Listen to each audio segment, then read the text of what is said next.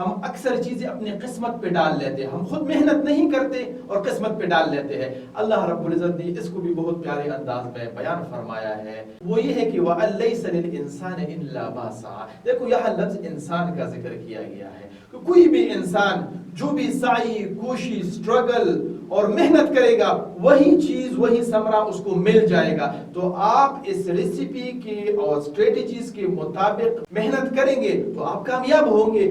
YouTube پہ click کریں اور سرچ میں لکھ کے فائنڈ یور پیشن اردو۔